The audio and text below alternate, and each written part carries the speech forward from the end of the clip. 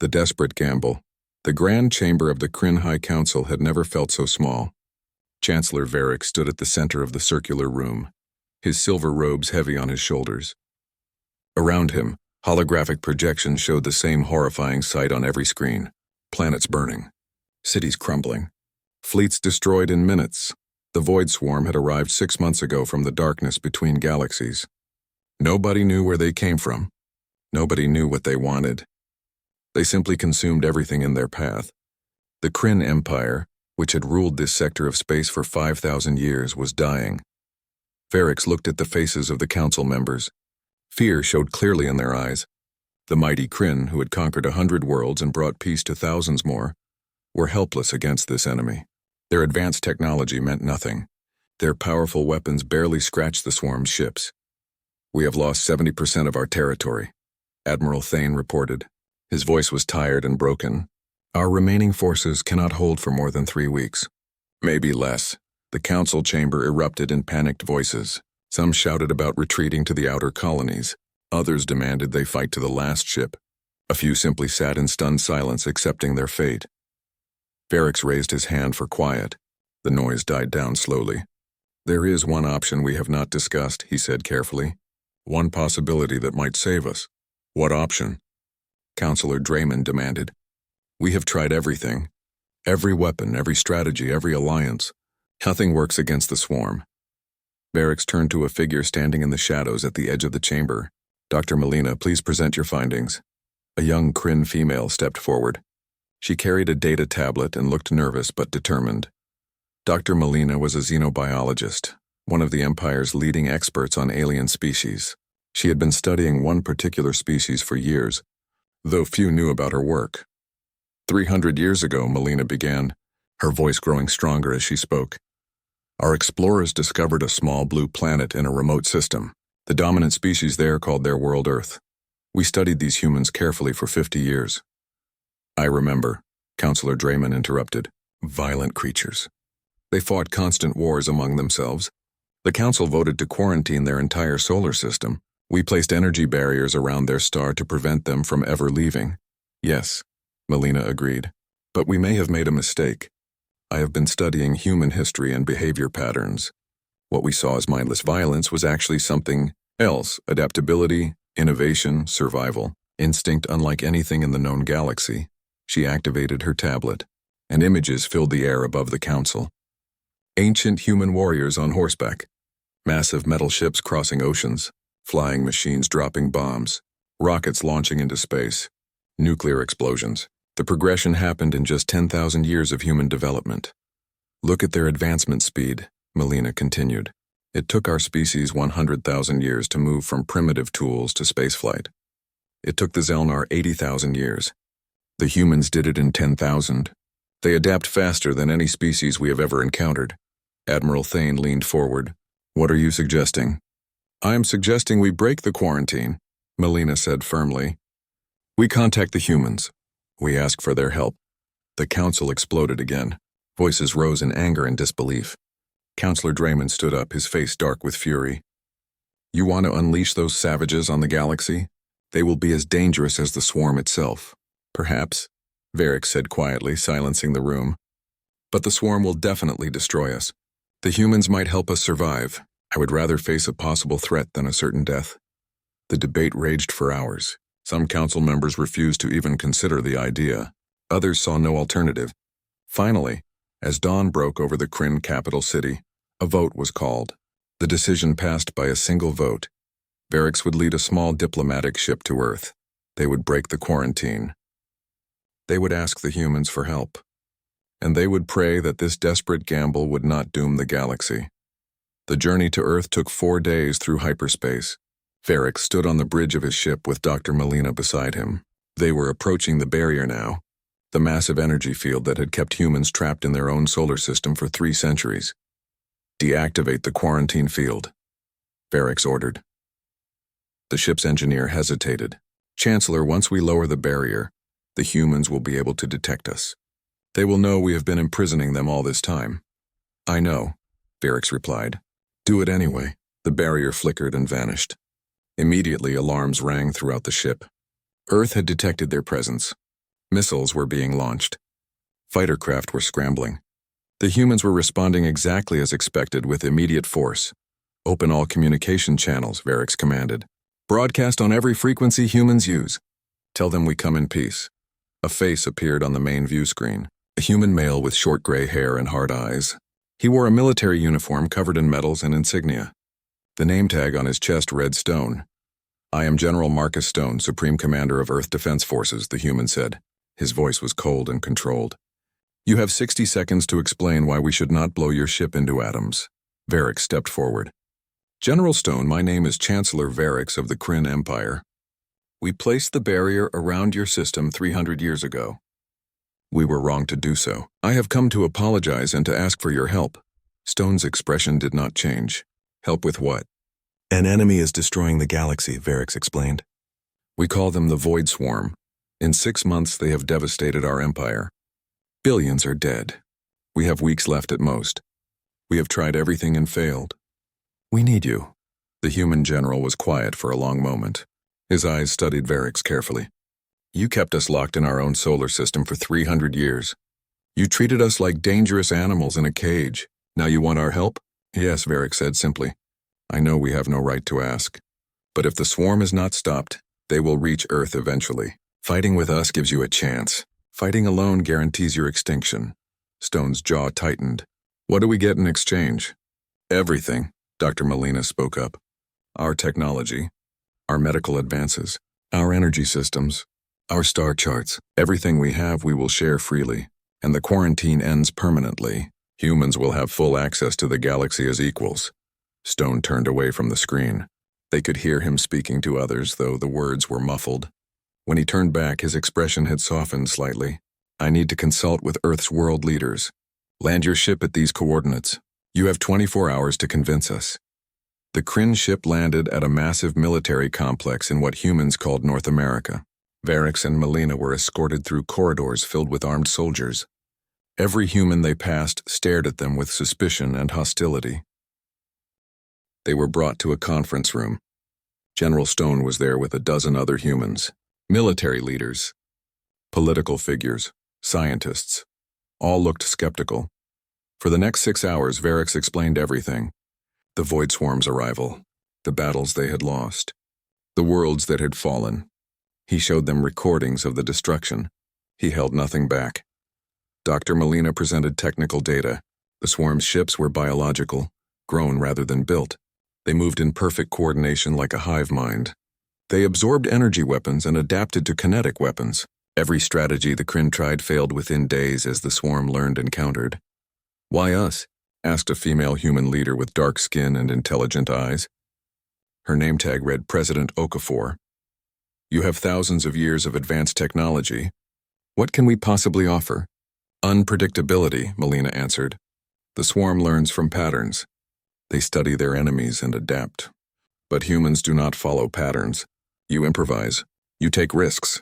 You find solutions that should not work but somehow do. You think in ways we cannot. A human scientist raised his hand. He was young with messy brown hair. Can we see your ship's engine systems? And your weapons? Of course, Varix agreed. We will share everything. The discussions continued through the night. Arguments broke out among the humans. Some wanted to help immediately. Others wanted to stay out of an alien war. A few suggested using the Kryn technology to build Earth's own defenses and let the Empire fall. Finally, General Stone called for order. Here are Earth's terms, he said. We will commit our full military strength to this war. Every ship we have, every soldier. But in exchange, the quarantine ends now and forever. Humans become full members of your galactic community with equal rights and equal voice. No restrictions. No observers. No probation period. Full membership. Done, Varix said without hesitation. And one more thing, Stone continued. After this war, assuming we survive, Earth gets to establish colonies on any unclaimed worlds we choose. We have been trapped in one system for 3 centuries. When this is over, humanity spreads to the stars. Varix smiled for the first time since arriving on Earth. General, if we survive this war, I will personally help you establish those colonies. You have my word. Stone extended his hand across the table. Varix looked at it confused. Molina whispered an explanation. It was a human gesture of agreement. Varix reached out and shook the general's hand. The grip was firm and strong. Over the next 10 days, Earth transformed. Every shipyard worked around the clock. Military vessels were upgraded with Kryn energy shields and weapons. Civilian cargo ships were converted into fighters. Retired pilots came out of retirement. Soldiers trained with alien technology. Dr. Melina worked with human scientists. She was amazed at how quickly they learned. What took Kryn engineers years to understand, humans grasped in days. They asked questions nobody had thought to ask. They combined Kryn technology with human designs in ways that should not work but did. Varix watched Earth's preparations with growing hope. The humans moved with efficiency and determination. There was no panic, no hesitation. They had made their choice and committed fully. On the 10th day, the human fleet assembled in orbit. 500 ships, some were sleek military cruisers. Others were bulky freighters with missiles strapped to their hulls. They looked rough and improvised compared to elegant Kryn vessels. But they were ready to fight. General Stone's voice came over all communication channels. People of Earth, today we join a war that is not our own. We fight for aliens who imprisoned us. Some of you think this is wrong. I understand. But I also know this. The enemy coming for them will come for us next. We fight now with allies or we fight later alone. I know which option gives us the better chance, he paused. 300 years ago, our ancestors looked up at the stars and dreamed of exploring them. Today, we finally get that chance. Let's show the galaxy what humanity can do. All ships, prepare for hyperspace jump. Varix stood on the bridge of his own ship, which now flew alongside the human fleet. Melina stood beside him. Do you think they can make a difference? She asked quietly. I do not know, Varix admitted. But I know this. The Void Swarm has never faced anything like humans before. For the first time in 6 months, I feel hope. The combined fleet jumped into hyperspace. 500 human ships and 200 remaining Kryn vessels. They were still outnumbered 5-1. The odds were terrible, but the galaxy's last hope was on its way to the front lines. And that hope had a name: humanity. The storm unleashed. The combined fleet emerged from hyperspace at the edge of the Korvax system. What they saw made even the bravest hearts falter. The Void Swarm filled the viewscreens like a living nightmare. 3,000 ships, each one massive and organic, pulsing with dark energy. They moved together in perfect synchronization, a single mind controlling thousands of bodies. General Stone stood on the bridge of his flagship, the Earth vessel Defiance. Around him, his command crew worked at their stations. Beside him stood Chancellor Varix, watching the enemy with grim determination. That is a lot of ugly, commented Commander Sarah Chen, Stone's second in command. She was a pilot who had flown combat missions in Earth's last major conflict 20 years ago. Her hands moved steadily over the weapons console despite the fear everyone felt. Admiral Thane, report on Kryn fleet positions, Stone requested. The Kryn admiral's face appeared on a side screen. All 200 vessels are in formation. We will take the center position as planned. But General, I must be honest. We have fought the swarm 12 times. We have lost every engagement. Their ships regenerate damage. They learn our tactics within minutes. I do not see how this time will be different. Stone nodded slowly. It will be different because we are going to do something you have never done before. What is that? Fight dirty, Stone replied with a cold smile. Commander Chen, execute Alpha Protocol. Chen's fingers flew across her console. Across the human fleet, ships began to separate into smaller groups. Instead of maintaining traditional military formation, they scattered seemingly at random. Some dove toward nearby asteroids. Others accelerated toward a debris field from an old battle. A few actually turned away from the enemy. What are they doing? Varix asked in confusion. They are breaking formation. They are exposing themselves. No, Dr. Melina said from her station where she monitored the fleet movements. They are hiding. Look, they are using the environment. That group near the asteroids, they have disabled their engines. They are drifting like debris. The swarm's sensors will have difficulty detecting them. Admiral Thane's voice rose in alarm. This is madness. We need organized battle lines. We need coordinated fire patterns. This chaos will get everyone killed. Maybe, Stone agreed. Or maybe the swarm has never faced chaos before. You said they learn your tactics. How do they learn tactics that do not exist? Before Thane could respond, the Void Swarm attacked. Their ships moved forward in perfect waves. firing beams of dark energy that could tear through Kryn shields in seconds. The Kryn fleet opened fire with everything they had. Energy weapons lit up space in brilliant colors. For 3 minutes, it looked like every other battle the Kryn had fought. They inflicted some damage. The swarm absorbed it and adapted. Then the swarm began tearing through Kryn vessels like they were made of paper. "Now," Stone whispered. "Execute." The human ships that had been hiding in the asteroid field suddenly fired their engines, but they did not charge at the swarm. Instead, they targeted the asteroids themselves. Massive space rocks, some as large as mountains, were blasted free from their orbits. They tumbled toward the swarm fleet at high velocity. The swarm ships tried to avoid the asteroids. Their perfect formation broke apart. Ships collided with each other trying to maneuver. In that moment of confusion, the human fleet struck.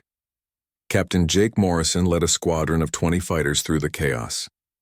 He had flown cargo haulers for 15 years before the war. His ship was literally a modified transport vessel with missile pods welded to its sides.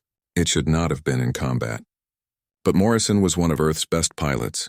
"Remember your training," Morrison called to his squadron. "Fast and random. Do not give them a pattern to learn.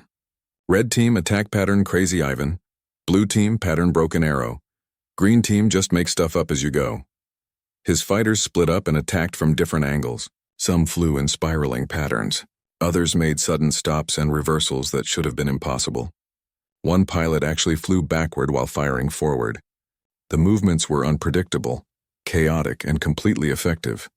The swarm ships tried to target them but could not predict where the human fighters would be next. Morrison's squadron destroyed 3 swarm cruisers before the enemy could adapt. On the Defiance, Commander Chen monitored the battle. "Sir, swarm is trying to regroup. They are forming a defensive sphere." "Anticipated," Stone replied. "Execute, Trojan horse." A single human transport ship, battered and smoking, drifted toward the swarm sphere. It appeared to be disabled and helpless. 2 swarm ships moved to intercept it, likely planning to destroy it. When they got close, the transport ship exploded, but it was not destroyed. It had detonated its cargo bay, which was filled with thousands of small proximity mines. The mines scattered across space, each one designed to explode when a swarm ship came near. The 2 swarm vessels flew directly into the minefield and were torn apart. More human ships began similar tactics. They used debris as weapons. They hid inside destroyed swarm ships and attacked from within. They broadcast false signals to confuse swarm sensors. Every trick was different. Every attack was unexpected. Lieutenant Marcus Webb commanded a heavy cruiser called the Hammer. His ship was old, a relic from Earth's early space defense program. It was slow and its weapons were outdated even by human standards. But Webb had an idea. "Engineering, I need you to overload the main reactor," Webb ordered. "Make it look like we are about to explode." His chief engineer looked horrified. "Sir, if we overload the reactor, we will actually explode." "Only if we let it go too far," Webb replied calmly. "Trust me." The reactor began to overload. Energy readings spiked. The ship's hull started glowing with excess heat. Swarm sensors detected what appeared to be a dying ship and ignored it, focusing on more immediate threats. Webb piloted his glowing ship directly into the center of a swarm formation. When he was surrounded by enemy vessels, he spoke quietly into his comm. "Engineering, emergency vent. All reactor energy. Forward shields only." The reactor energy, instead of exploding outward, was channeled through the forward shield projectors. The result was a massive energy wave that erupted from the Hammer's bow. It was not a weapon, just raw released energy, but it was enough. 6 swarm ships in front of the Hammer simply disintegrated. "Reactor stabilized," the chief engineer reported, his voice shaking. "Sir, we should never do that again." "Agreed," Webb replied. "That was terrifying. Let's do something different next time." The battle raged for 2 hours. The swarm kept trying to adapt, kept trying to learn, but every time they countered one human tactic, the humans invented 3 new ones. Captain Morrison started using enemy ships as shields. Lieutenant Webb discovered that flying through a swarm ship's energy beam at the right angle would redirect it into other swarm vessels. A pilot named Rosa Delgado actually rammed her damaged fighter into a swarm command ship's sensor array, blinding it. Dr. Molina watched the battle data in amazement. "They are not following any tactical database. They are creating new strategies in real time. Each captain, each pilot is making independent decisions. How do they coordinate without central command? We do not, Commander Chen explained. General Stone gave us objectives but not methods. Every captain fights their own way. It is messy and chaotic, but the swarm cannot predict chaos.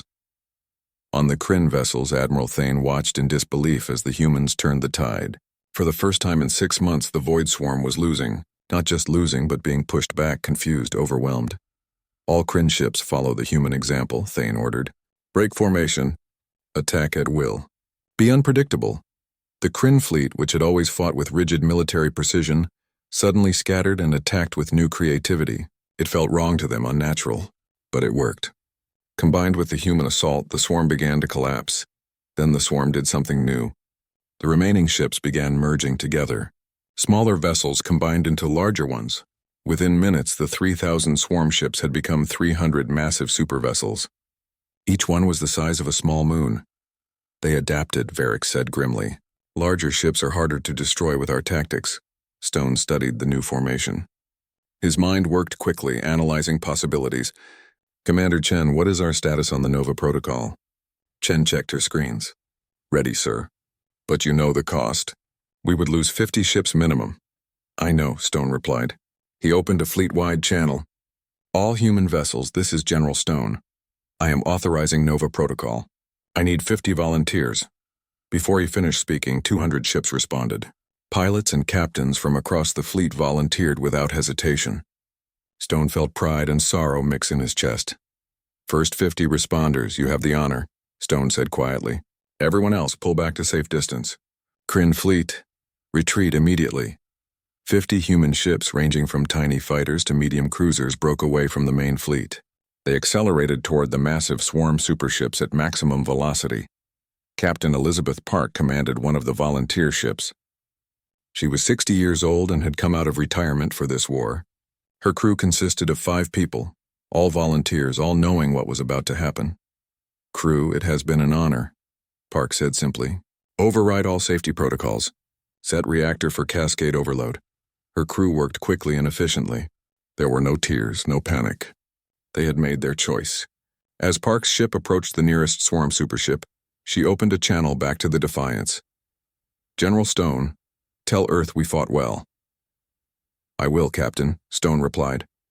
Humanity will remember you, Park smiled. That is all anyone can ask for. Her ship and 49 others slammed into the swarm superships at near light speed. But they did not just impact. At the moment of collision, their overloaded reactors exploded.